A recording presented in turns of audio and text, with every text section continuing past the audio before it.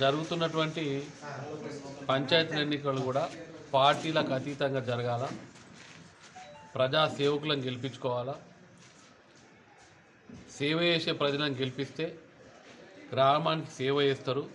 నేను బాల్కొండ నియోజకవర్గ ప్రజానికానికి విజ్ఞప్తి చేస్తున్నా, మీరు డబ్బులు తీసుకొని డబ్బున్న వాడిని గెలిపిస్తే గెలిచిన తర్వాత వాడు డబ్బుకే ప్రయత్నిస్తాడు, డబ్బు సంపాదించే ప్రయత్నిస్తాడు. కనుక మంచి సేవకులను ఎన్నుకోవాల్సిందిగా బాల్కొండ నియోజకవర్గంలోని ఉన్నటువంటి అన్ని గ్రామ ప్రజలు నేను విజ్ఞప్తి చేస్తున్నాను. నియోజకవర్గంలోనే కాదు, యావత్ తెలంగాణ అంతా కూడా కాంగ్రెస్ అమలు చేస్తున్నటువంటి పథకాలన్నీ కూడా అద్భుతంగా అమలవుతున్నాయి.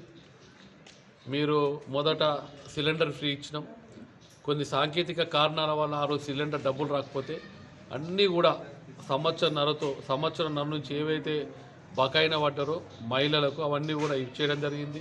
మరి ఉచితంగా కరెంటు కూడా ఇవ్వడం జరుగుతున్నది, ఉచిత బస్సు ప్రయాణం. మరి దాంతోపాటే కొట్లాడి తెచ్చుకున్న తెలంగాణలో సాధించినటువంటి రేషన్ కార్డు కూడా కాంగ్రెస్ పార్టీ అర్హులైనందరికీ ఇంకా మీరు రండి మేము ఇస్తాం అనే ఆలోచనతో అర్హులైనందరికీ ఇప్పించి, మరి కేవలము రేషన్ కార్డులు ఇచ్చి మమాని దులుపుకోకుండా వారికి సన్నబియ్యాన్ని కానీ ఇస్తున్నటువంటి సందర్భం ఈరోజు గ్రామాల్లో ప్రజలందరూ, ముఖ్యంగా పేద ప్రజలందరూ కూడా హర్షం వ్యక్తం చేస్తున్నారు.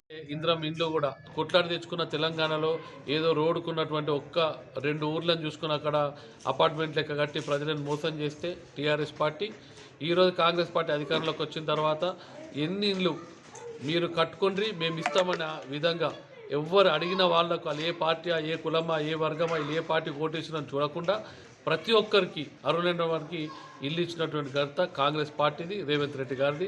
ఈ పథకాలన్నీ కానీ అద్భుతంగా అమలవుతున్నాయి.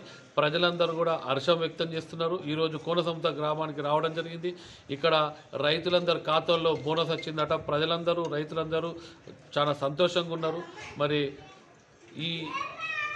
ఈ ఎలక్షన్లలో పార్టీలకు అతీతంగా జరుగుతున్నప్పటికీ కాంగ్రెస్ సానుభూతి పరులని ఎన్నుకుంటారని ఆశిస్తున్నాను. ధన్యవాదాలు.